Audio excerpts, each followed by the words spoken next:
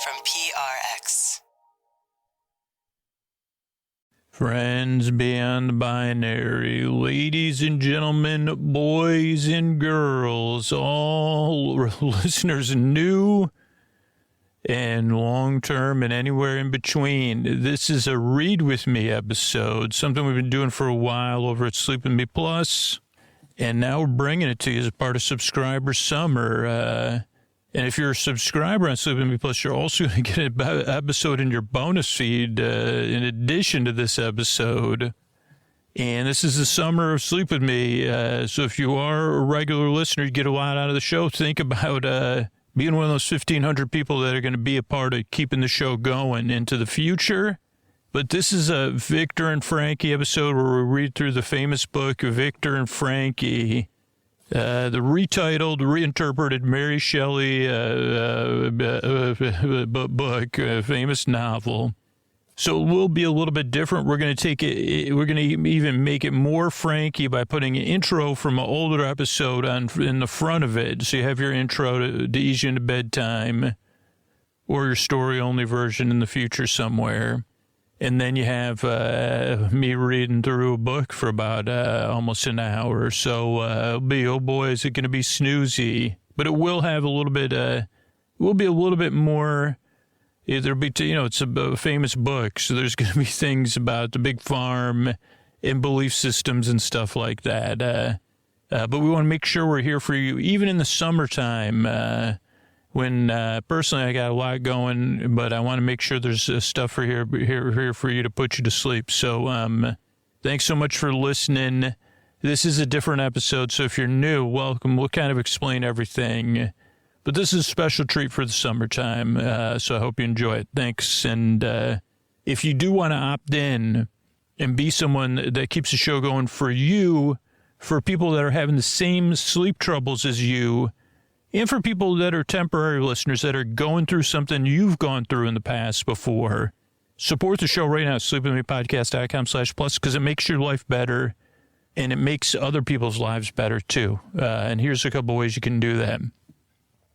Sleep With Me Podcast is brought to you by Progressive Insurance. Do you ever find yourself playing the budgeting game? Well, with the Name Your Price tool from Progressive, you can find options that fit your budget and potentially lower your bills. Try it at Progressive.com. Progressive Casualty Insurance Company and Affiliates. Price and coverage match limited by state law. Not available in all states. Hey, everybody, it's Scoots. I'm talking about tonight's sponsor, Helix Sleep. And if you don't have a Helix mattress in your life, you got to think about taking the quiz at helixsleep.com/sleep. I've been sleeping in my Helix probably longer than you've been listening to this podcast. And I love my bed so much. I have a move coming up, and I'm trying to decide because I have to move in a couple different stages just due to things outside of my control. And I know I'm going to be in my apartment, but most of my stuff's going to be gone. And I'm like, should I keep my Helix there and then buy another Helix for my next destination? Or should I pay to have that Helix moved, but I don't want to be without it because I don't think I'll be able to sleep without it because I love sleeping in my Helix. And I know it'll be super easy if I take the Helix quiz at helixsleep.com/sleep. Maybe my needs and feel preferences have changed. So I could see what my options are. I could choose between a Luxe mattress, a Helix Elite, or just, whatever comes up in my search. I know I'll have choices. So the question is, do you have that kind of relationship with your mattress that you don't want to be without it?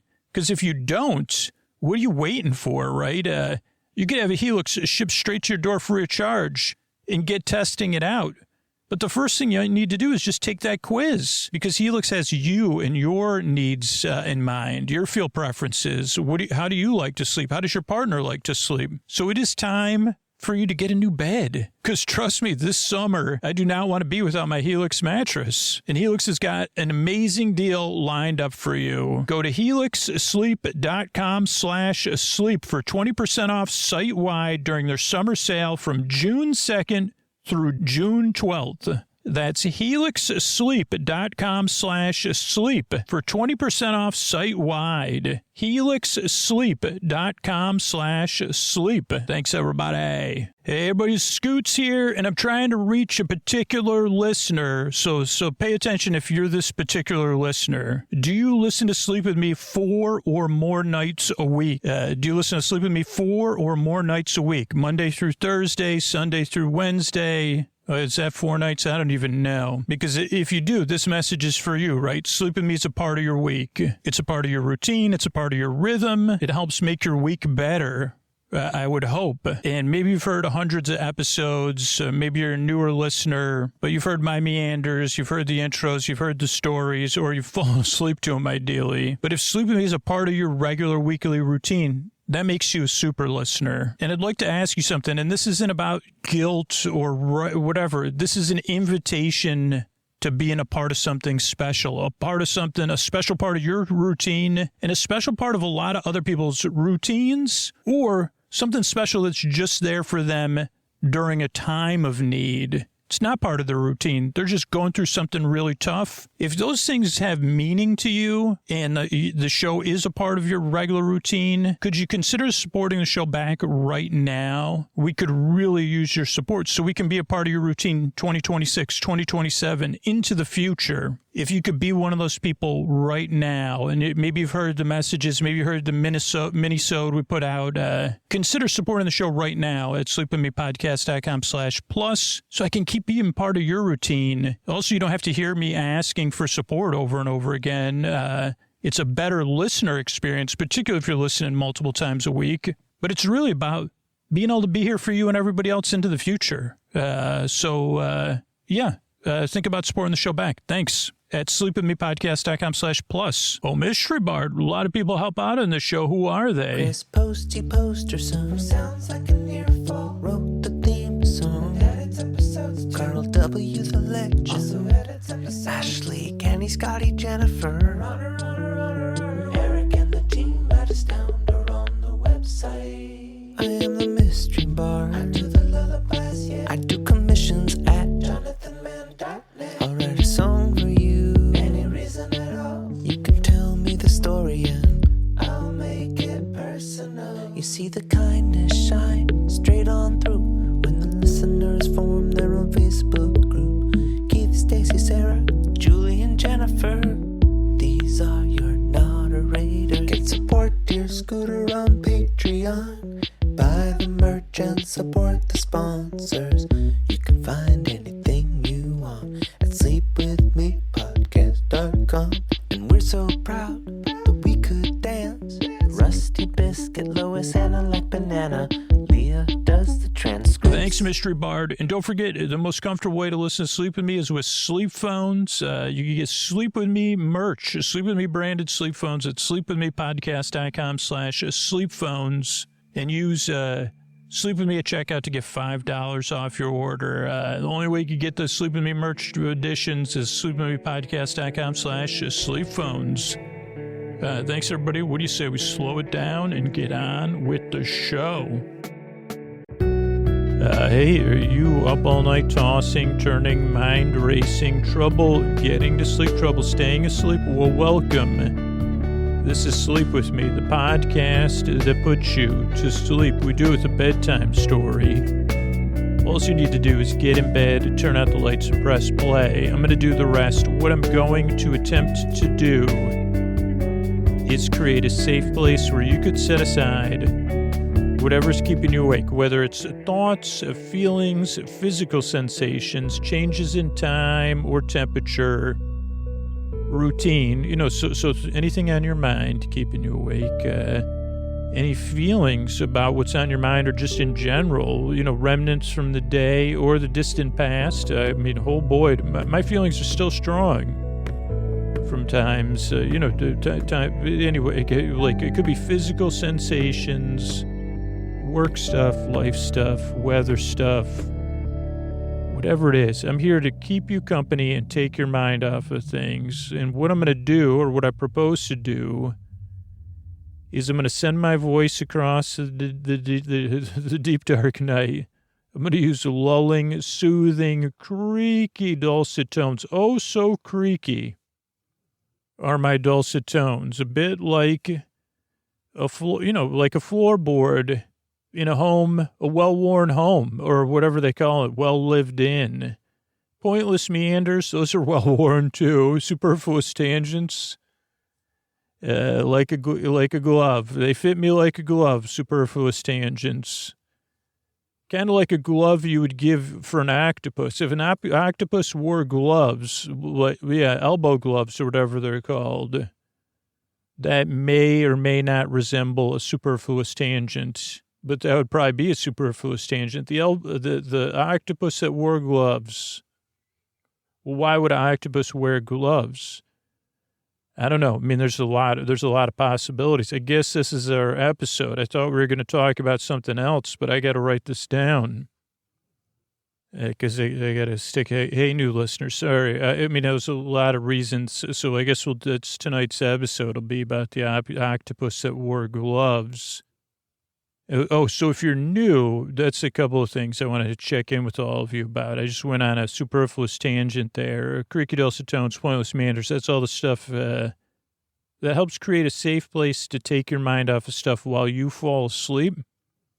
So if you're new and if you're skeptical or doubtful or unsure, that's totally normal. That's how most people feel when they first start listening to the show. So I want to just acknowledge that and say it totally makes sense. And let me tell you, I got more stuff to make you doubtful about it. This is a podcast, believe it or not, that you don't really listen to. You just kind of barely pay attention. Your job, you don't have a job. My job is to talk about stuff in a way that's barely appealing to your ears. You say, well, it's creaky, it's senseless, maybe a bit self-indulgent. I say, you're on the right path, so just barely listen to me. Just like if I was some distant relative, holding court at a dinner party or something, but you were in a comfortable place, you say, well, you could just sit in this, we got a booth for you, so you don't have to. Or if if you're an extrovert, we got a booth full of people. If you're an introvert, we got a booth designed for you to relax in. And everybody says, let them chill in the booth. It's a place for chilling and being quiet and people watching. And you're just barely listening there in that booth. Or you say it doesn't have to be a booth either. It could be a table or chairs or something else. You could be floating above. Or I don't know, listening across the room with super hearing. So just barely listen to me. Another analogy is like... why did I say analogy so strange? I don't know, but it's like watching the clouds go by. So that's one. This is a podcast you barely listen to. It's also a podcast that it doesn't really put you to sleep. Even though Sleep With Me is kind of the podcast that puts you to sleep, it's really here to take your mind off stuff and keep you company while you drift off. That's why the episodes are about an hour. So give you plenty of time, so you don't have to, you say, oh boy, I got plenty of time to fall asleep. I'm just going to hang with Scoots here and barely listen to him. He's going to go on a tangent about parabolas, maybe, even though they're called parabola. He doesn't know if they're parabolas or a parabola. He doesn't know his parabola from his parabola. And I'm saying correct. You're correct about that. You wouldn't know parabola if he was swinging on one. Isn't it the shape that it goes in? Parabolic. I can say that. But I can't. So I can say parabolic, but I can't say parabola. Parabola. That's why. Holy cow. We got somebody that took a physics class in high school that just popped in my brain. What did you say? Parabola. Man, wow. That I think is the correct pronunciation. I'm not kidding. So this is probably pretty close to 1,000 episodes. I don't know if that's ever happened where some part of my brain, that was kind of hopeless since, I was rolling with it. I said, I know how is this parabolic? Parabola. Now I can't say it incorrectly. But I knew I was saying it incorrectly, but I said, well, I don't know what the correct, this feels wrong. Just like when I was swinging on a parabola, how is it? Parabola, right? Parabola sounds like a form of like communication. He was speaking in a parabola. And you say, well, that's how you describe sleep with me. Exactly. So, this show doesn't really put you to sleep. It keeps you company while you drift off. If you can't sleep, I'll be here to the very end, though. So I'm here to keep you company whether you're awake or asleep. I'm here to be your bore friend, your bore bud, your bore bra, your bore friend. Did I say that? Your bore bud, your bore bay, your bore sib, your borber. Not your barber, not your bore barber, but your somebody said, oh, it's like a neighbor, your borber. So whatever. So, yeah. So those are two things to know if you're new. The other thing, and what up, my regular listeners, did you just see that parabola? That's what I was calling it before. Parabola. That's what I called it first. And that's like, I want to give a shout out to my Ronkonkomans out there. Everybody from Ronkonkoma, Lake Ronkonkoma, whatever other train stations are near there that I'd be saying right now. In Ronkonkoma, what do they call a parabolas? Parabolas. It's true. It's funny because it's true. Ronkonkoma. Long Island, how I love thee. Say, Scoots, how many like different? And I say, that's it. That's as much Long Island as I can give you. Parabolas. And that's not even, that's just like the essence of Ronkonkoma. I'm not actually doing it in a Long Island accent. Okay, where was I? You might not like this podcast. You don't need to listen to it. Might not put you to sleep. It's just here to keep you company. Structure of the show. So if you're new, structure of the show is different too. So I just want to give you all the information. This is like the normal way regular listeners get into the podcast if it works for them. At first, they say the structure of the show or the idea of not listening is not easy. So you listen a couple times and then you get used to it. Then all this stuff I'm telling you makes the fact that none of it makes sense starts to make some semblance of sense later on. Okay, so what do you call it? Where were we? Structure of the show. Show starts off with a greeting. Friends beyond the binary, ladies and gentlemen, boys and girls. Then there's listener support stuff. Then there's sponsors. That's really how we're able to be here free, not behind a paywall, twice a week. Then there's the intro. The intro goes from like minute 6 or minute 8 to minute 20-something. And the intro is where I kind of go on and on and on and pointless meanders and superfluous tangents to introduce the show.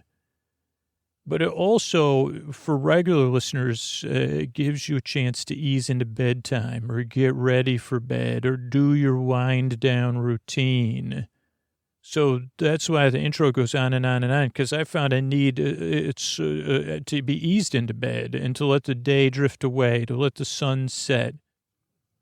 And to slowly, you stop thinking about the stuff that's on my mind and say, okay, I'm just going to barely listen to Scoots here.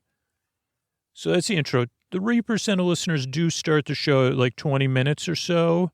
And then a few thousand people who support the show on Patreon listen to story-only episodes. So that's an option if the intro isn't for you, but just kind of wait and see after a couple episodes. Because there's people like that listen all night. There's people that start the episodes in the middle of the night. There's people that listen to just intros, not even to stories, patrons that do that. And then there's people that listen during the day when they need some calming or some distraction, or they're doing some sort of rote task and they want something to barely listen to. So those are all things... I guess those are all things you should know as a new listener. So that's the intro. Then there's business between the intro and the show, the story. It's just a part of the podcast structure is where that's the place they like the business. The companies that are gracious and support the show and the listeners that support them. So we could be here for you. Then there's the story. Apparently tonight it'll be about an octopus. Like I was just listening to see if my brain said, no, squid, octopus that wears gloves. Hopefully, I mean, that sounds interesting to me. I mean, it's curious, especially elbow gloves or whatever they're called. So we'll talk about that. We'll tell that story. Then there's some thank yous at the end of the show. So that's a structure show. Shows up usually running around 60, 62, 64 minutes. Sometimes longer, sometimes not as long. So that's the structure of the show. The reason I make the show, besides my parabola, it's parabolic, but parabola. Anybody else wonder, are those the same things? Because, well, actually not, because parabolic, it means that's like a saucer, right? Like a parabolic dish is, I think that's what they say. That thing's have you gotten parabolic, man? Oh, boy. Do I have a parabolics? That's like, would you say, if someone can someone in Ronkonkoma use some UK slang in an inappropriate way? That's how that would be. That would be the answer to and the other one would be the punchline, I guess. But I can't go back to it because then it would ruin the fact that it's barely a joke anyway. So, what was it? Oh, but I was just wondering about that. Like many things I wonder about here. I wonder if parabola, parabolic,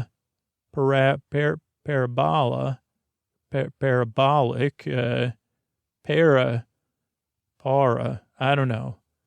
But those are words that are in my brain right now. So that's what I could tell you. And the parabola is that thing. It's kind of like an arch. I don't know. My daughter was studying it in school. So I said, oh, that's an interesting word. I like saying that. Maybe I'll forget how to pronounce it and then try to pronounce it for 15 minutes and then eventually get it right. Then analyze the word without results. You say, no, like I'm like a computer with a spinning wheel. Okay, so that's a structure show. The reason I make the show, one, I have parabolic and parabolic thinking. I've got an internal parabola. I speak Parabolean. I say, yeah, you do. Parabolean. So that's one reason. The other reason I make the show is twofold. One, because I've been there in the deep, dark night, tossing, turning, mind racing, trouble getting to sleep, trouble staying asleep. And if I can help, that would be my honor to help you. That's one. And then two is you deserve a good night's sleep. You deserve a place you could rest and that you feel like you could, relax and get the sleep you need to live a more fuller life and that your life feels manageable, right? And that to me is very important because you deserve it and our world deserves it. The people around you, and that makes our world a better place to live in. It does have an impact on everybody. If you feel a little bit better and you're a little bit more rested, no pressure though. No, I mean, it doesn't have an impact the other way. I'm just saying, it makes our world a little bit better. And so that's my role here is to try to help you by being goofy, talking in circles or other shapes and going off topic to be your boyfriend and to keep you company while you fall asleep. So I'm glad you're here. I really appreciate you coming by. And I work very hard at Urine and I Strive, and I just want to help you fall asleep. Thanks again. And here's a couple of ways we're able to be here for you for free twice a week. Hey, everybody, this is Scoots, and I'm trying to get the attention of all-night listeners right now. If you are an all-night listener, like you just set the podcast to play all night long, you set up a playlist, you wake up and you turn it back on multiple times a night, you have it on a loop, you play the show over and over again. If you are an all-night listener, please, can I have your attention? Like, you're one of the core groups of super listeners of the show, and your reason exists, right? You need to extra sleep with me every single night. There's not really a lot of other podcasts that have all-night listeners, right? And it's actually a compliment, right? The people that fall asleep fast and the people that listen all night long, that's a compliment to how well the podcast works, how valuable it is. Like, sleep with me is a part of your entire night, not just the beginning of your night or not just in the middle of the night. But I do have to ask you, if you're an all-night listener, how valuable is that all-night listening for you? And I'll give you a number. Unfortunately, it's when things are going really well with the podcast, like if you listen all night long, we probably get 2 cents when you listen to the show. And that's when things are really good. Come in July, we'll be making less than a cent. We'll be making somewhere around 70% of a cent. And that's only if things go as projected for your listening. And if you listen all night long, is it worth less than a cent to you? Is it, or I guess no, that's not the way to say it. Is it more valuable to you than less than a cent? If it isn't, or you're just not in a position, whatever, but I'm only talking to you. And you say, of course it's more valuable than a cent to me. I listen to 6 episodes a night, 5 nights a week. I just didn't realize that. Well, yeah, I'm kind of trying to get through to you, right? Because all-night listeners is the biggest group we need to pull from. All-night listeners and people that fall asleep fast to keep the show going into the future. Because ads don't support that kind of listening. They never have. But I've never focused on the super listeners before in trying to get people to sign up to support the show back. I've always focused on all the listeners. And then I thought about you. You're a super listener. You listen all night long. Maybe you didn't hear the past couple of years our increasing urgency about supporting the show. And that's okay. You're listening to me right now.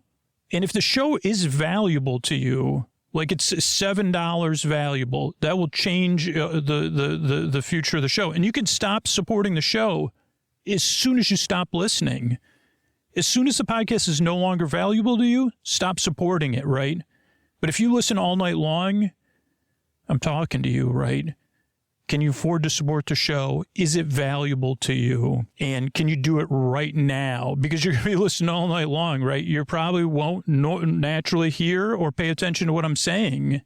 And you never have to hear me ask again if you support the show, which is nice. But it's really about being a part of something so it can continue. Think about all the new all-night listeners we'll have because you supported the show back right now at sleepwithmepodcast.com/plus. Thanks. Hey, everybody, this is Scoots. I'm going to be reading through Frankenstein. And while there will be some paraphrasing and changes to stuff, this is still, a book that might not be for everybody because it talks about, big farm, science, faith, and that kind of stuff.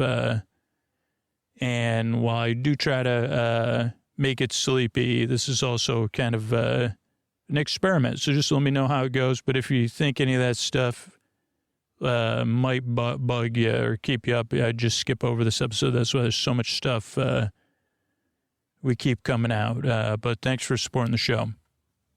Hey, everybody, this is Scoots back with Subscriber Summer. Read to me, read with me. Read me to sleep. This is chapter 1 of Frankenstein. We did the letters in an earlier episode, but I think you could also listen to these in any order. And this will be me reading and doing some paraphrasing and tangents when necessary or when they appear. And yeah, this is chapter 1 of Mary Shelley's Frankenstein and maybe other chapters. I don't know. I'll be reading, Chapter 1. I am by birth a Genovese, and my family is one of the most distinguished of that republic.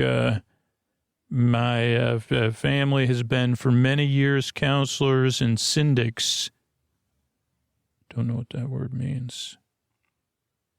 Apparently it means, if you're taking a test, official big shots. And my father has filled several public situations with honor and reputation. He was respected by all who knew him for his integrity and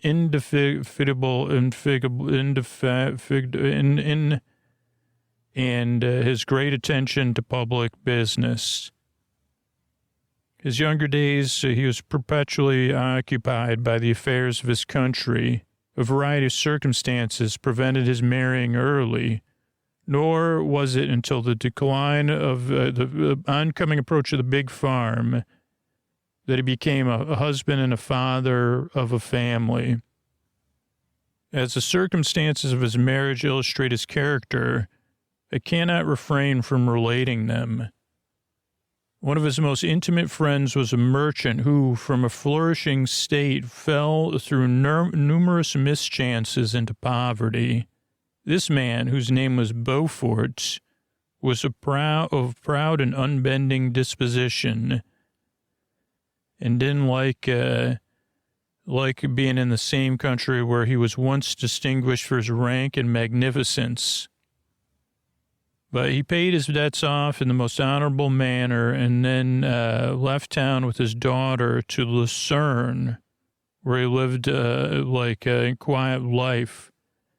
My father loved Beaufort, and they had the truest friendship, so he was sad when he left and didn't like the circumstances. In fact, he deplored the false pride which led, he was judgmental, his friend to a conduct so little worthy of the affection that united them. But he lost no time in endeavoring to seek him out with the hope of persuading him to begin the world again through his credit and assistance. But Beaufort had taken effectual measures to lay low, and it was 10 months before my father discovered his abode. Overjoyed at his discovery, he hastened to the house, which was situated on a street, near the Reuss. Reus, R-E-U-S-S. It's a river in Switzerland. And when he entered, was in a great situation.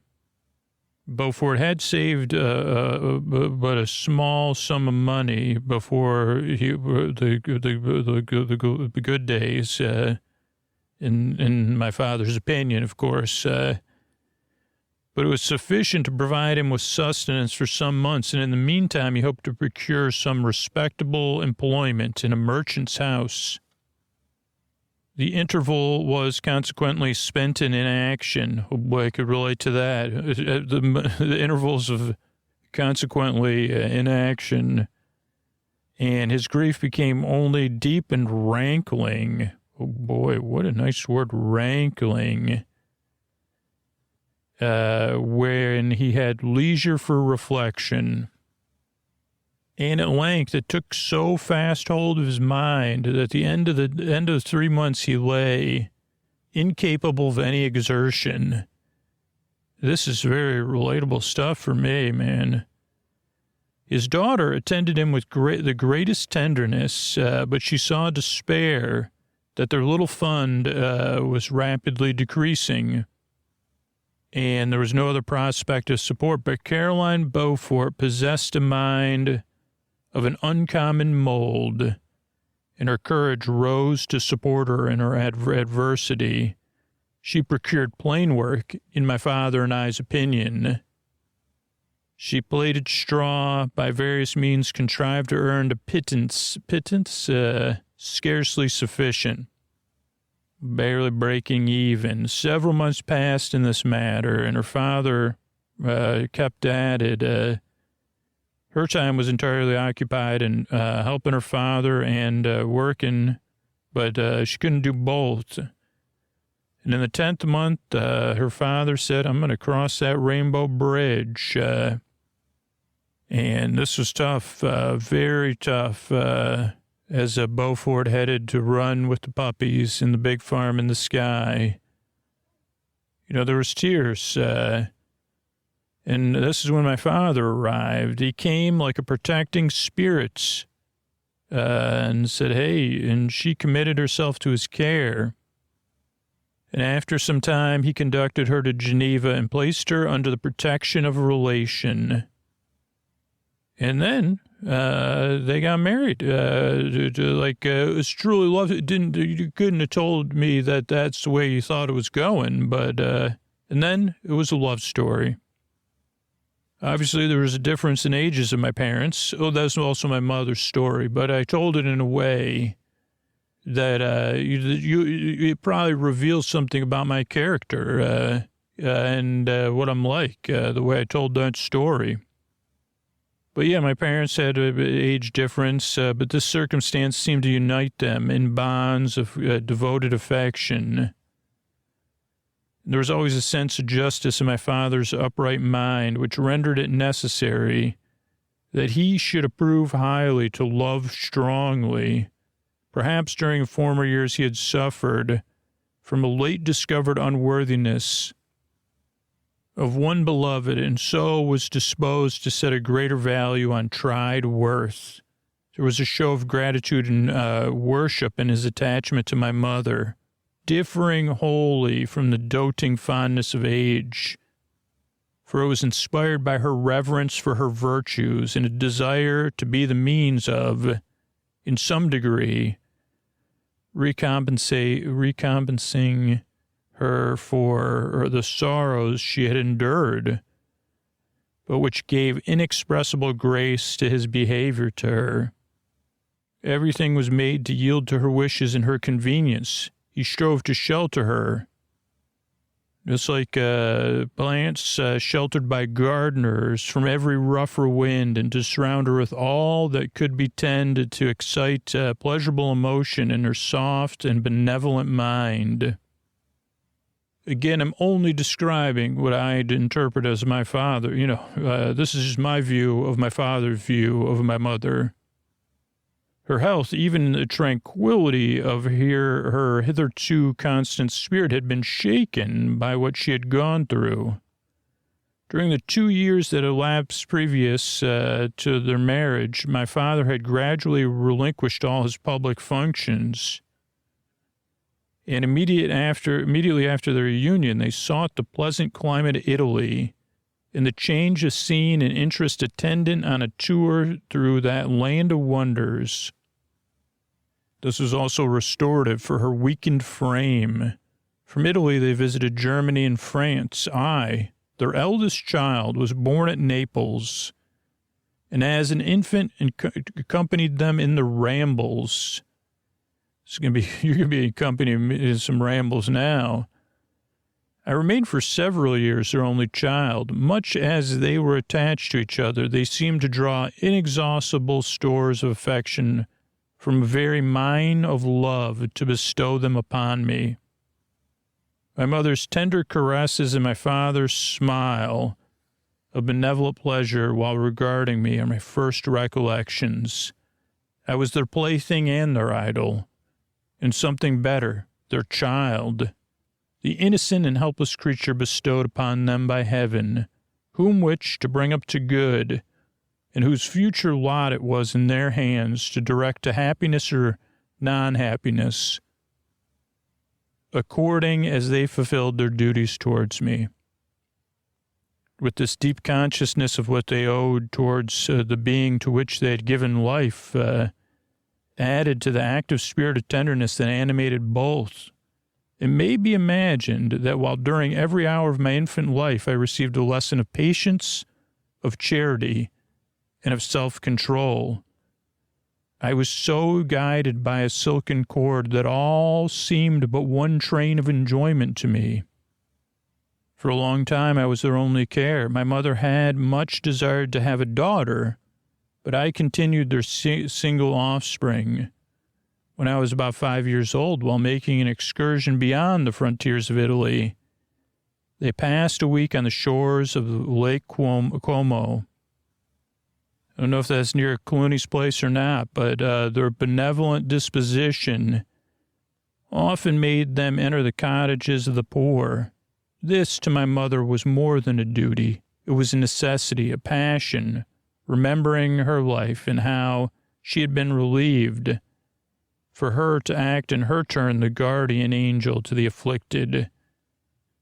During one of their walks, a poor cot in the foldings of a veil attracted their notice as being singularly disconsolate, while the number of children gathered about spoke of penury. Penury?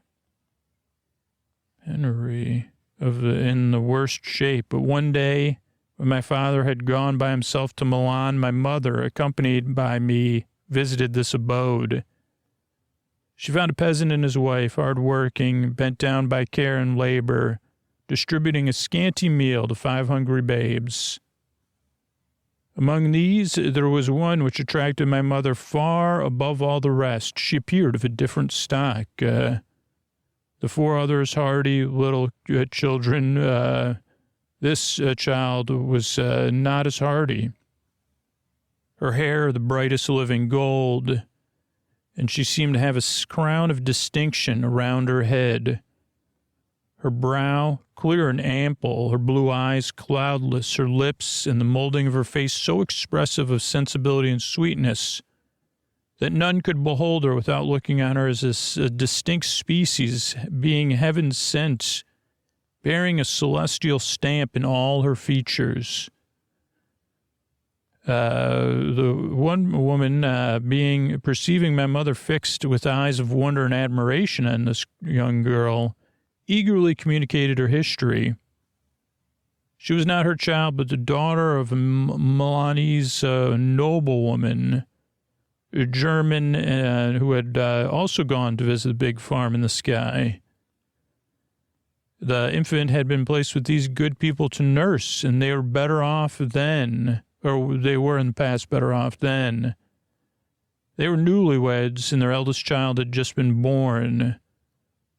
The father was in charge of one of those Italians nursed in the memory of the antique glory of Italy. One among the Schiavi Agnor Frementi, who exerted themselves to obtain the liberty of his country. But he also became to a weakness, where he reigned now, they said, I'm not sure, and he lost his property. And his child then was taking care of some other people, but it was a rude abode, fairer than a garden rose. She bloomed among the dark-leaved brambles. When my father returned from Milan, he found playing with me in the hall of our villa a child fairer than a pictured cherub, a creature who seemed to shed radiance from her looks, and whose forms and motions were lighter than the chamois of the hills. The apparition was soon explained. It was no apparition at all. With his permission, my mother prevailed on her rustic guardians to yield their charge to her. They were fond of this sweet child, but her presence had seemed a blessing to them. But, they said, hey, if you can offer providence and powerful protection, let's talk to the village priest. And the result was that Elizabeth Lavenza became the intimate of my parents' house, my more than sister, the beautiful and adored companion of all occupants in my pleasures. Everyone loved Elizabeth. The passionate and almost reverential attachment which with all regarded her became, while I shared it, my pride and my delight. On the evening previous to her being brought to my home, my father had said playfully, I have a pretty present for my Victor. Tomorrow he shall have it. And then on the morrow she presented Elizabeth to me as her promised gift. I, with childish seriousness, interpreted the words literally. And again, this could be foreboding as how I treat the world. And I looked upon Elizabeth as mine to protect, love, and cherish. All praises bestowed on her I received as made to a possession of my own, just like some may consider a pillow pet. We called each other familiarly by the name of cousin. No word, no expression could body forth the kind of relation which she stood to me, my more than sister. And I was very possessive, if you can't tell already. Chapter 2. We were brought up together. There was not quite a year difference in our ages.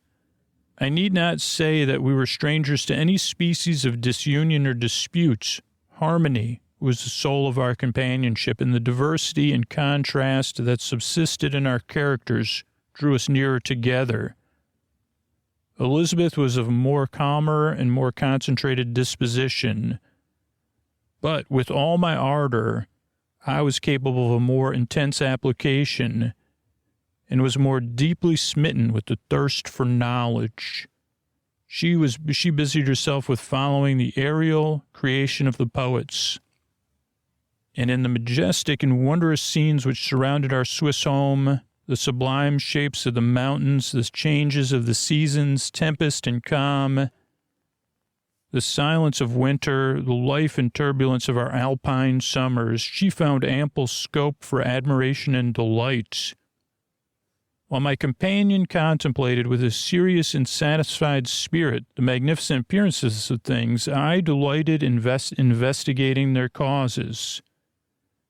The world was to me a secret which I desired to divine. Curiosity, earnest research to learn the hidden laws of nature, gladness akin to rapture as they were unfolded to me, are among the earliest sensations I can remember. On the birth of a second son, my junior by 7 years, my parents gave up entirely their wandering life and fixed themselves here. We possessed a house in Geneva and a campaign on the Belle Rive, the eastern shore of the lake, at a distance of more than a league from the city. We resided principally in the latter, and the lives of my parents were passed in considerable seclusion. It was my temper to avoid a crowd and to attach myself fervently to a few. I was indifferent, therefore, to my schoolfellows in general, but I united myself in the bonds of the closest friendship to one among them. Henry Clerval was the son of a merchant of Geneva. He was a boy of singular talent and fancy. He loved enterprise, hardship, and even daring for its own sake. He was deeply read in books of chivalry and romance. He composed heroic songs and began to write many a tale of enchantment and knightly adventure.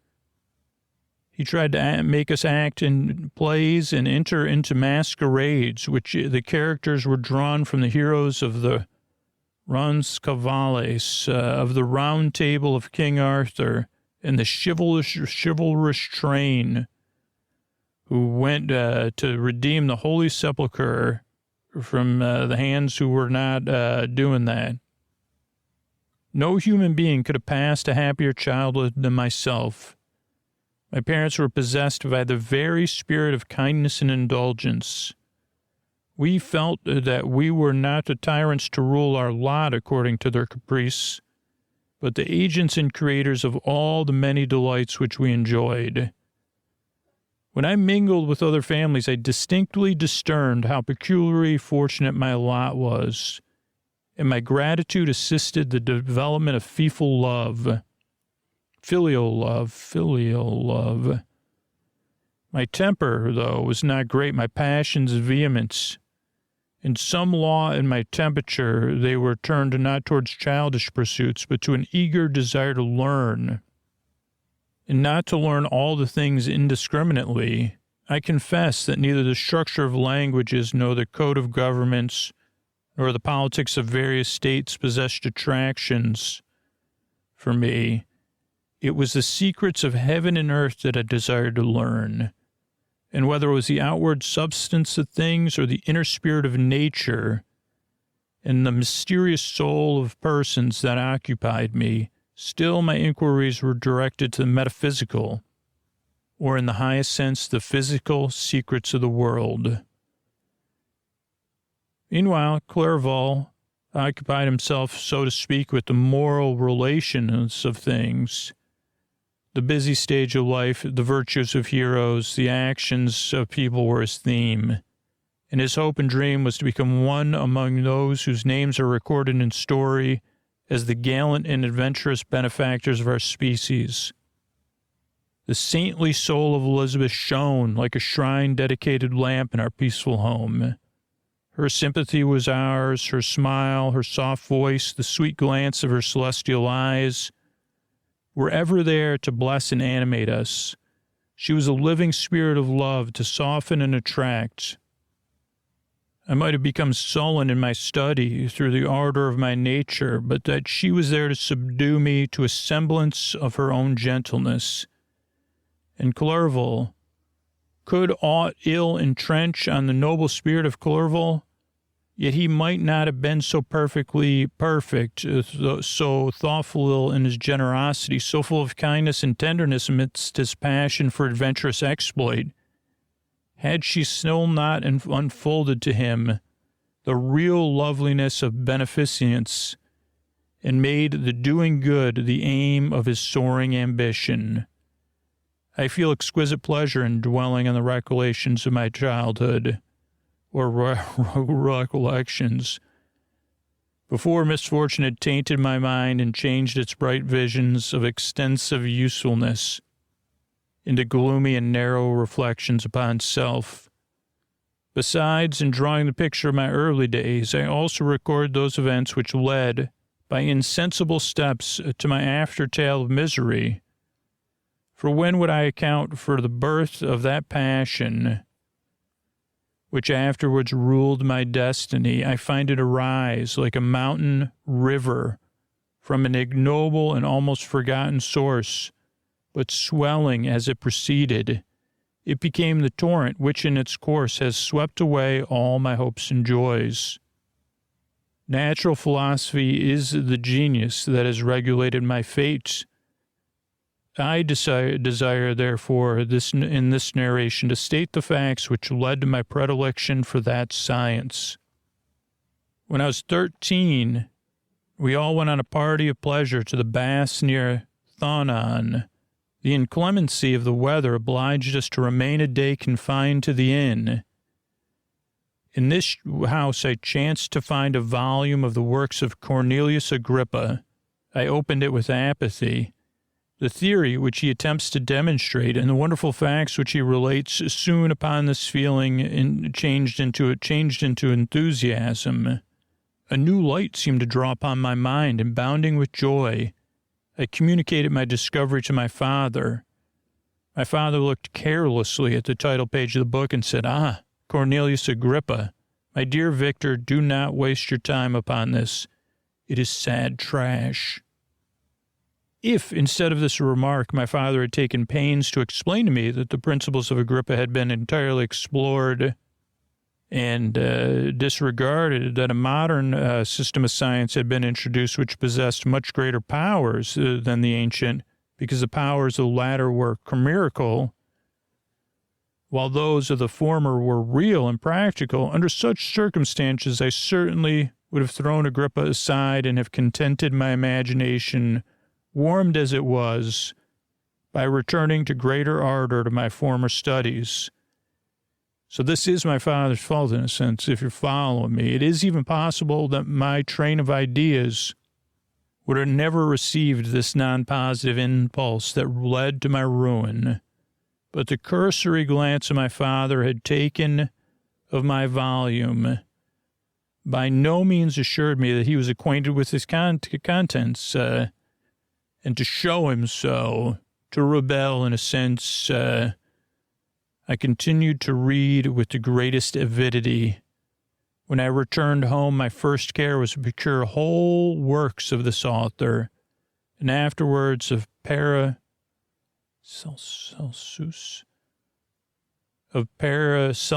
and Albertus Magnus. I read and studied the wild fancies of these writers with delight.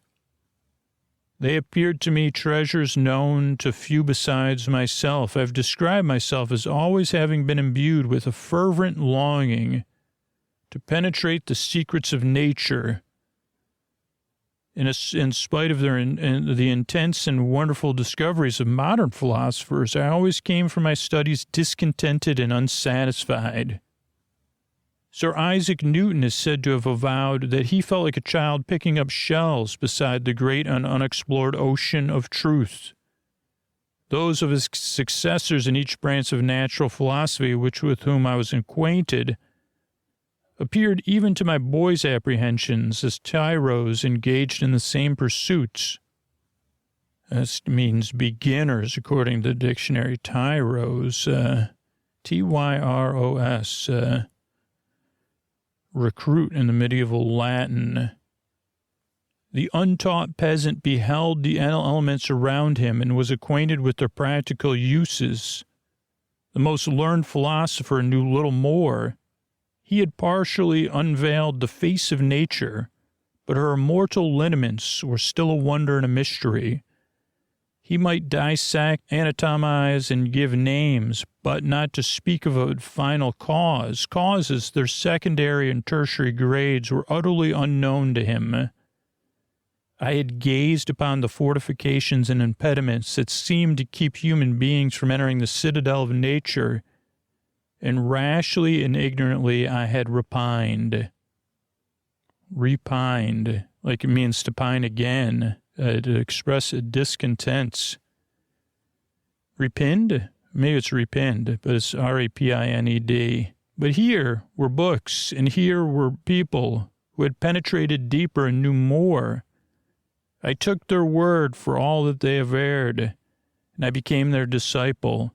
It may appear strange that such should arise in the 18th century, but while I followed the routine of education in the schools of Geneva, I was, to a great degree, self-taught with my regard to my favorite studies.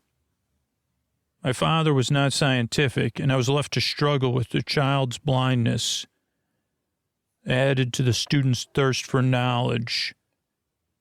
But under the guidance of my new preceptors, I entered with the greatest diligence into the search of the philosopher's stone and the elixir of life. But the latter soon obtained my undivided attention. Wealth was an inferior object. For what glory would attend the discovery if I could banish other things from the human frame and render humans invulnerable to anything? Nor were these my only visions, and not limited, you see. You know, coming back, solving nothing under, anything you thought. All these stories I read after dark, they held a promise liberally accorded by my favorite authors, the fulfillment of which Dustbusters is an example of modern times. I had my own version. How do you know I know what that is? Because Scooter's narrating for me. But I most eagerly sought those things. Even if my incantations were always unsuccessful, I attributed the failure rather to my own inexperience and mistake rather than a want of skill or fidelity in my instructors.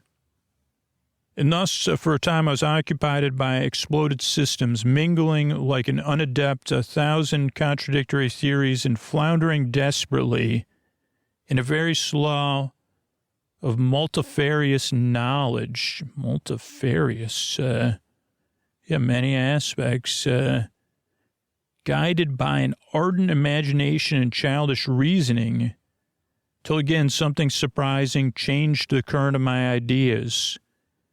When I was 15 years old, we had retired to our house near Bellerive, and there was this thunderstorm.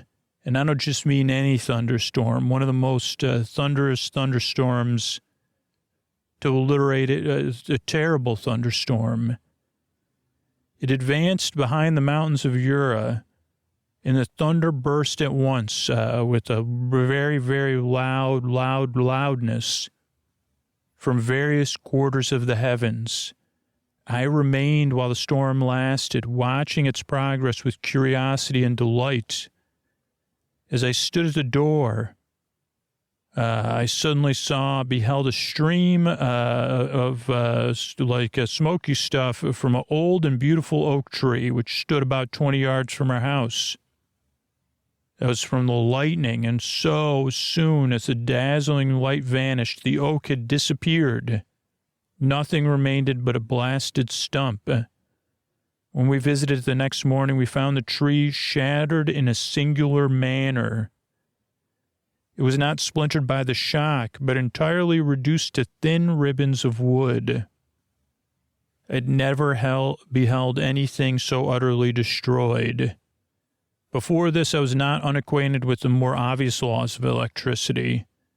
On this occasion, a man of great research in natural philosophy was with us, and excited by this, he entered into an explanation of a theory which he had formed on the subject of electricity and galvanism, which was at once new and astonishing to me.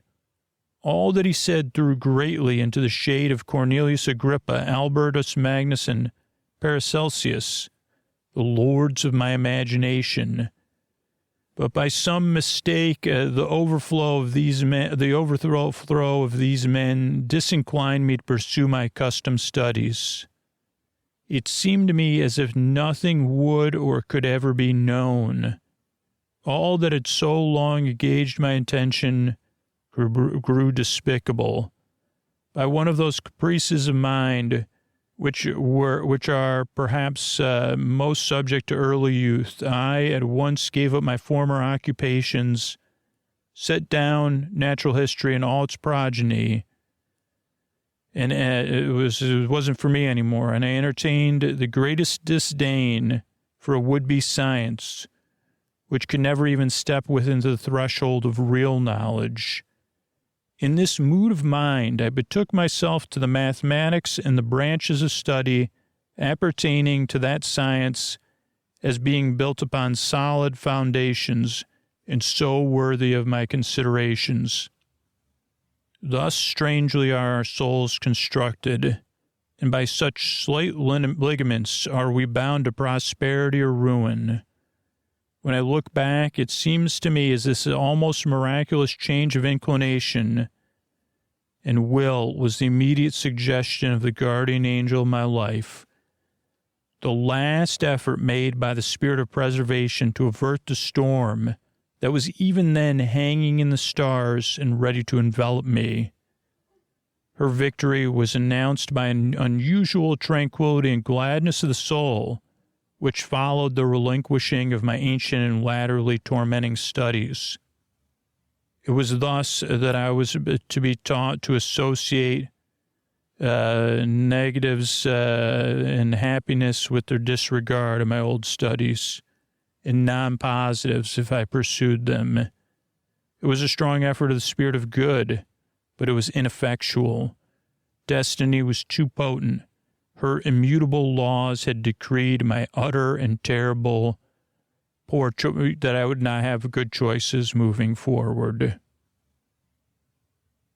Chapter 3. When I had attained the age of 17, my parents resolved that I should become a student at the University of Ingolstadt. I had hitherto attended the schools of Geneva, but my father thought it was necessary for the completion of my education that I should be made acquainted with other customs than those of my home country. My departure was therefore fixed at an early date, but before the day resolved upon could arrive, the first misfortune of my life occurred. As an omen, as it were, my future, misery, I guess we could use that word. Elizabeth had caught a cold and was not feeling good at all, and was wondering if she should take a trip to the big farm in the sky where there are no colds. During that time, many arguments had been urged to persuade my mother to refrain from attending upon her. She had at first yielded to our entreaties, because they said, just sweat it out or whatever. But when she heard, that her favorite was, trying to make that choice, she could no longer sit idly. So she attended her. Her watchful attentions triumphed over the malignity of the distemper. And Elizabeth started feeling better, and the cold went away. But the consequences of this imprudence were that sniffles started with my mother. On the third day, it went from sniffles to a cough, And soon that was accompanied by other things, you know. And the looks of her attendants was prognosticated a coming journey over that Rainbow Bridge. And on her trip over the Rainbow Bridge, the fortitude and benignity, kindness and tolerance towards others, from benign. Her great spirit, basically, of people like her did not desert her. She joined the hands of Elizabeth and myself. My children, she said, my firmest hopes of future happiness were placed on the prospect of your union. I know there's a new edition where this has changed, I think. Or maybe this is the one. But this expectation will now be the consolation of your father. Elizabeth, my love, you must supply my place to my younger children. Alas, I regret that I am taken from you, and happy and beloved as I have been. Is it not hard to quit you all and head over that Rainbow Bridge? I don't know. I can hear puppies barking. But these are not thoughts befitting me. I will endeavor to resign myself cheerfully to that crossover. I'll skip over that bridge because I'll indulge in the hope that I'll meet all of you there one day. And soon I'll meet, all the other people that crossed over before me and hang with them. And so she was calm as she crossed over. And her countenance expressed affection, even in that trip to the big farm. I need not describe the feelings of those whose dearest ties are rent by that most irreparable time. The void that presents itself to the soul, the frowny face is exhibited on the countenance. It is so long before the mind can persuade itself that she whom we saw every day, and whose very existence appeared a part of our own, can have departed forever, that the brightness of the beloved eye can be closed, and the sound of a voice so familiar and dear to the ear can be hushed, never more to be heard. These are the reflections of the first days. But when the lapse of time proves the reality of frowny faces, and then the actual bitterness of, downtime commences. Yet from whom has not that rude hand rent away some dear connection? And why should I describe a sorrow which we all have felt and must feel? The time at length arrives when grief is rather an indulgence than a necessity. And the smile that plays upon the lips, although it may be deemed, not great, is not banished. My mother in the big farm, but we still had duties which we ought to perform. We must continue our course with the rest and learn to think ourselves fortunate, whilst one remains whom the spoiler has not greeted. My departure for Ingolstadt, which had been deferred by these events, was now again determined upon. I obtained from my father a respite of some weeks. It appeared to me so soon to leave the repose of the house and to rush into the thick of life. I was new to frowny faces, but it did not less make me frowny. I was unwilling to quit the sight of those that remained to me, and above all, I desired to see my sweet Elizabeth in some degree consoled. She indeed veiled her grief, her frowny faces, and strove to act the comforter to us all. She looked steadily on life and assumed its duties with courage and zeal.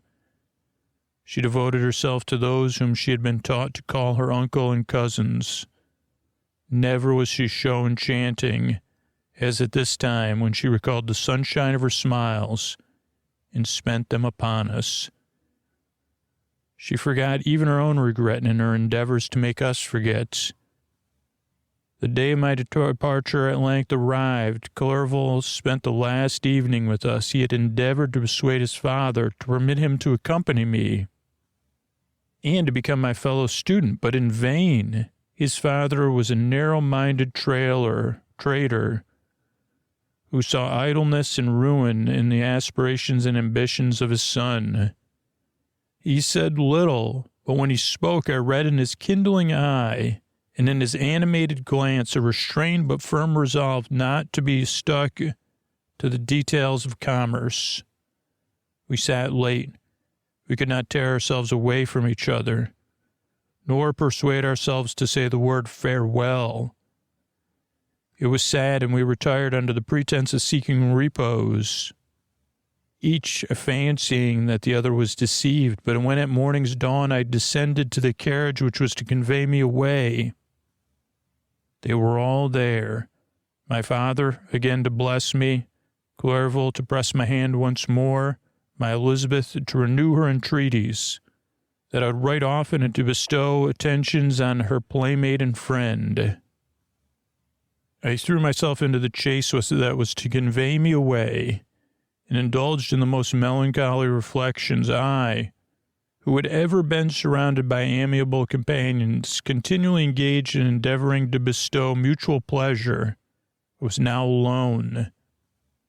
In the university whither I was going, I must form my own friends and be my own protector. My life had hitherto been remarkably secluded and domestic, and that had given me invincible repugnance into new countenances. Oh, boy. Inconsistency or incompatibility of ideas to new countenances, which is like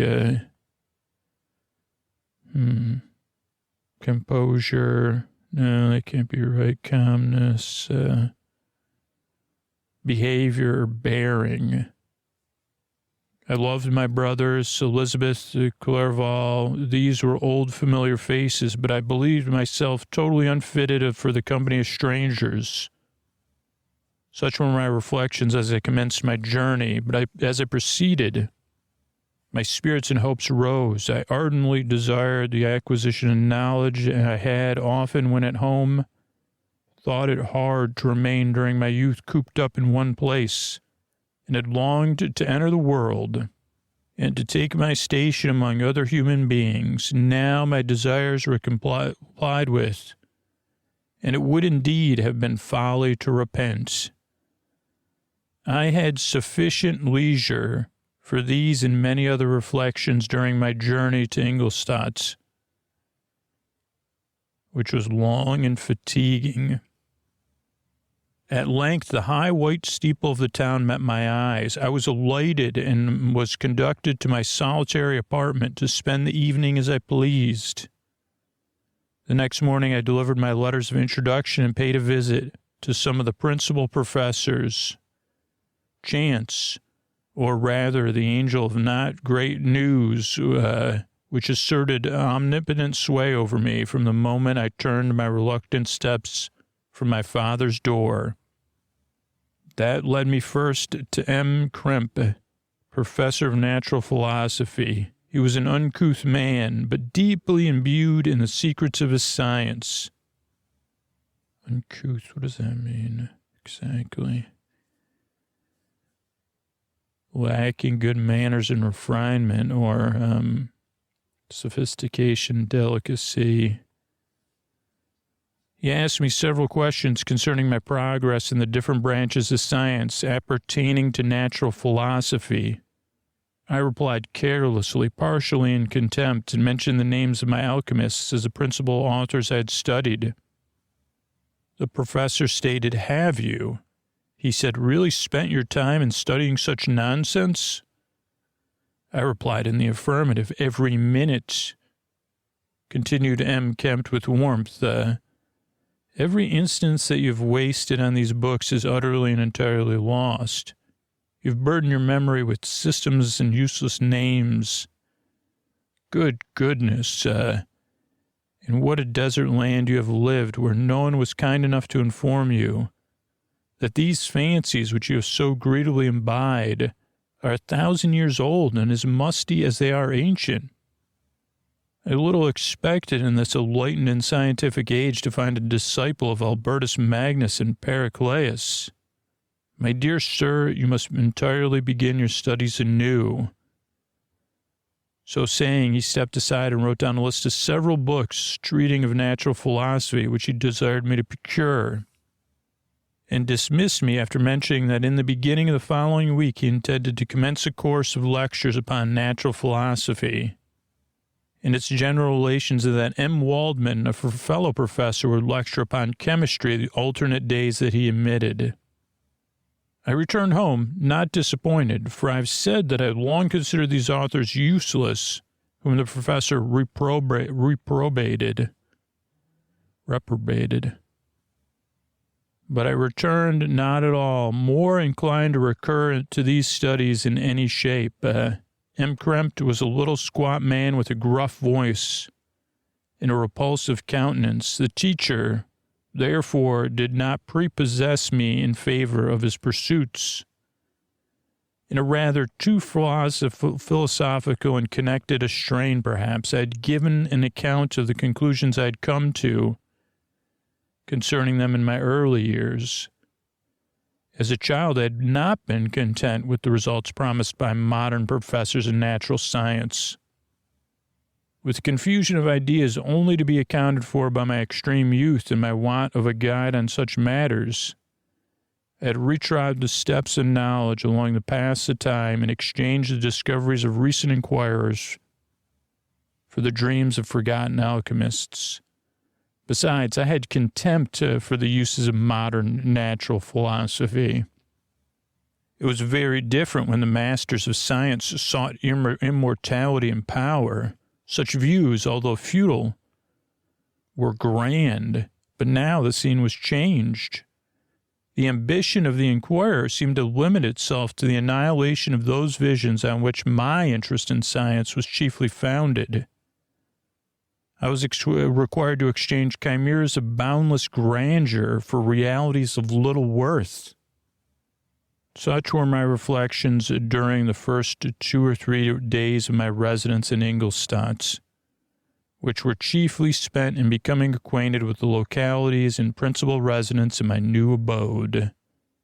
But as the ensuing week commenced, I thought of the information with which M. Krempt had given me concerning the lectures, and although I could not consent to go and hear that little conceited fellow deliver sentences out of a pulpit, I recollected what he said of M. Waldman, whom I had never seen, and as he had hitherto been out of town.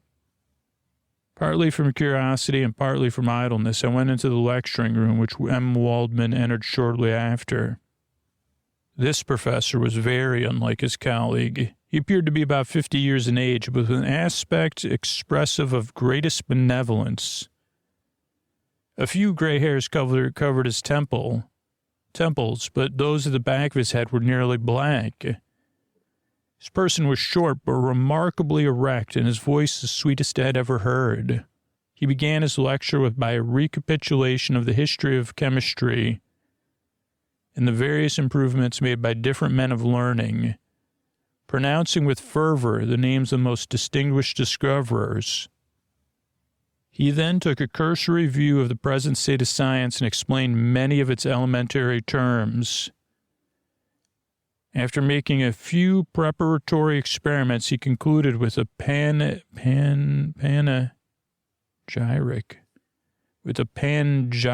upon modern chemistry. Panegyric, Panegyric. Panegyric, maybe. Public praise upon modern chemistry, basically. The terms on which I shall never forget, the ancient teachers of this science, said he, promised impossibilities and performed nothing. The modern masters promise very little. They know that metals cannot be transmuted and that the elixir of life is a chimera. But these philosophers, whose hands seem only made to dabble in dirt and their eyes to pore over the microscope or crucible, have indeed performed miracles.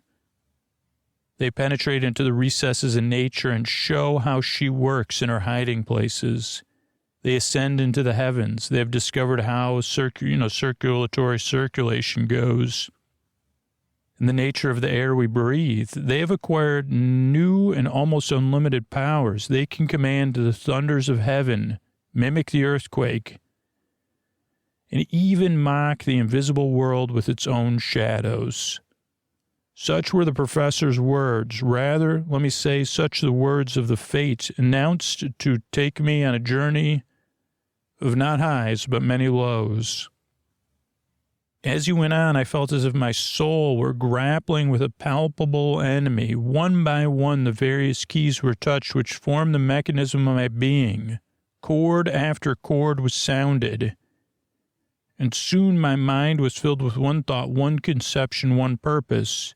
So much has been done, exclaimed the soul of Frankenstein. More, far more will I achieve. Treading in the steps already marked, I will pioneer a new way, explore unknown powers, and unfold to the world deepest mysteries of creation. I closed not my eyes that night. My internal being was in a state of insurrection and turmoil. I felt that order would thence arise, but I had no power to produce it.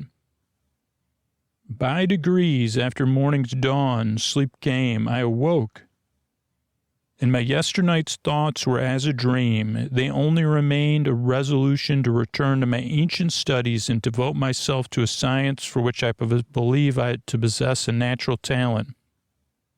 On the same night, I paid M. Waldman a visit. His manners in private were even more mild and attractive than in public, for there was a certain dignity in his mien during his lecture, which in his own house was replaced by the greatest affability and kindness. I gave him pretty nearly every account of my former pursuits as I had given to his fellow professor. He heard with attention and little narration concerning my studies and smiled at the names of Cornelius Agrippa and Paracelsus. Paracelsus, maybe. Paracelsus. But without the contempt that M. Kemp had exhibited, that he said that these men were to whose indefatigable zeal modern philosophers were indebted for most of the foundation of their knowledge. They had left to us an easier task to give new names and arrange in connected classifications the facts which they had in a great degree been the instruments. They brought them to light. The labors of people of genius, however erroneously directed, scarcely ever fail in ultimately turning to the solid advancement of humankind. I listened to his statement, which he delivered without any presumption or affectation, and then added that his lecture had removed my prejudices against modern chemists. I expressed myself in measured terms and with the modesty and deference due from a youth to his instructor without letting escape. Inexperience in life would have made me ashamed, but I didn't let any enthusiasm escape which stimulated my intended labors. I requested his advice on concerning the books I ought to procure. I am happy, said M. Waldman, to have gained a disciple, and if your application equals your ability, I have no doubt of your success. Chemistry is that branch of natural philosophy in which the greatest improvements have been and may be made.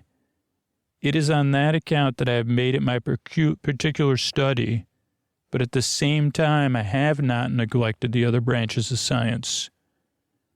A man would make a very sorry chemist if he attended to that department of human knowledge alone. If your wish is really to become a person of science and not merely a petty experimentalist, I should advise you to apply every branch of natural philosophy, including mathematics. No, not mathematics, I thought.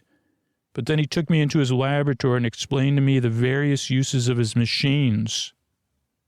instructing me as I what ought to procure, and promising me the use of his own when I should have advanced far enough in the science not to derange their mechanism. He also gave me the list of books which I had requested, and I took my leave. Thus ended a day memorable to me. It decided my future destiny. All right, good night, everybody. I'll see you soon. All right, everybody, this is Scoots with a tuck you in message for very specific listeners. So if you're listening to me and hearing me right now, I guess I'm here to keep you company, right, as you're trying to fall asleep still. So, yeah, this podcast does work imperfectly, but I'm still here. We're here together. So I just got it clear. Are you a super listener or are you a new listener? Are you an occasional listener? Or are you just in the middle of going through something? You've been listening for a couple weeks or a couple months? Or have you been listening for longer than 6 months, longer than a year, longer than 3 years? Do you listen to 1 or 2 episodes, maybe 3 episodes a week? Or do you listen to 4 or 5 episodes a week? Do you listen all night long? Or do you fall asleep fast? If you're one of those last 2 groups, I definitely need you to listen and hear what I'm saying. But any of those super listener groups, right? This is a message specifically for you. The one person, and really, if you're listening and hearing me right now, you probably are the only person hearing me. And if you already said yes, you're 1 out of 20,000 people that get the most out of the podcast, that the podcast on some level is valuable to you. If you're part of one of those groups or multiple parts of those groups, if there's anything valuable about the podcast to you, does it have tangible value? I know it makes your life better. I know that supporting the show will feel really good, but I'm also super confident the Sleep With Me Plus is something we designed with super listeners in mind. And I'm pretty sure you'll miss the show if we have to make drastic changes or it stops existing. Think about that. Like, does that change the value of the podcast? I've asked before, like, if Sleep With Me went away, how much would you pay for it to get it back? Because once we stop it, it's, or cut back anymore, it's going to be tough to, it's just like machinery. The show works like a machine. And if we shut down a part of it and it stops, you understand. Actually, and it doesn't matter anyway. It doesn't even matter if you it just matters if you think the show's valuable and that value has a tangible meaning to you, like you're willing to support the show back. That's always what this membership and supporting the show's been about. But over the past couple of years, I've gotten more and more clarity on how people listen and the degree it's valuable. And so the question is the degree it's valuable to you more than whatever's standing in your way? Particularly if it's just stuff that stands in my way. Like, it doesn't matter. I don't care. Somebody else will do it. My support won't make a difference. I'll do it one day. I'll do it tomorrow. I'll do it next week. Someone else will do it for me. That's just too much work. And believe me, I've been in that spot where when we say it out loud, it sounds silly. But I'm not trying to be demeaning. Like, I've been in that thing where it's like, that's just too much work to sign up and take 2 minutes to support your podcast. Even as a podcaster, there's been times, well, I'll do it later. I'll support that show later. Sounds like, I got to go on the website, then I got to look it up, then I got to find my card. So is the value of the podcast more than that or not? Because if it's not, then it's like, okay, I guess that's all I need to know now moving forward. I know I've heard from the people who can't afford to support the show, and I've heard from the people that loathe me asking directly for support. So those groups are well represented. And the people willing to take action right away are well represented. But how big is this group? And what am I up against? Or is that group that's and how strong is that resistance? That's what it's gonna come down to, right? Is that valuable to you? If it's that valuable to you, go to sleepwithmepodcast.com/plus right now and sign up. Push that water up the hill or whatever. Say, hey, you know what? That's not true. The show does matter more to me than 2 minutes. I will go upstairs and find my credit card. This podcast has changed my life. I am a super listener. I do listen all night long, or I have listened for 3 years, or I have listened for 6 months. I do listen 5 nights a week. I do fall asleep fast. I do listen to every episode.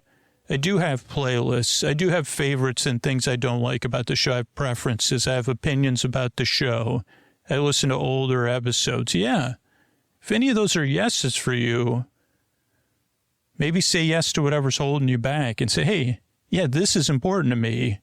What you're saying, it's more of like a mist that stands in the way, not just of me supporting the podcast that's made my life better, but of other things that's made my life better, because that's what I've found personally. Because believe me, all those voices, they'd rather me not be asking directly. They'd rather I never had to ask for support ever in the history of the show. But that would have meant when I first had brought in money to hire Posty to work on the show, that's what the choice was. Well, I can't keep doing this without some help. And how much does it cost for somebody to edit 1 episode? Okay, then how much would it be for you to edit 2 episodes? Okay. How much would it be for you to edit 8 episodes a month? Okay, now we have the money to pay you to edit that many episodes a month. Can you do 12 episodes a month? Oh, wow. Okay. Okay, what's the next bill we could start paying? That's how the show developed and kept going. And I plan on keeping it going or keeping at this until I find out, nope, that's okay. It's just not enough. It's not valuable enough to most listeners. That's okay. It's just not valuable enough to most super listeners. If we find that out, then I'll make the hard choices. But I believe it is. And I do think, I do at least suspect from my own personal journey that, yeah, there's a group of listeners that'll never support the show, that are diametrically opposed to it. And there's people who can't support the show, but then most people are in the middle somewhere. And it's just this other stuff, these other obstacles that are real and powerful, but they're not monumental that we got to push through. So if that's you, if you're still saying yes, can you support the show right now before those thoughts start coming back? Like right now, while there's a gap, while you're listening to me, can you pick up your phone? Or can you go upstairs? Can you go downstairs? Can you go in the other room? Can you go to your desk right now and sign up to support the show at sleepwithmepodcast.com/plus? Or you could sign up like right on your phone. And by the way, just set up the bonus content tomorrow, you know. You'll hear from me. You'll hear from Sleep With Me Plus and Supercast that runs it for us. But if the door is open now, don't wait, because the door is going to close. We both know that because we both have experience in it. Sleepwithmepodcast.com/plus right now. Thank you so much.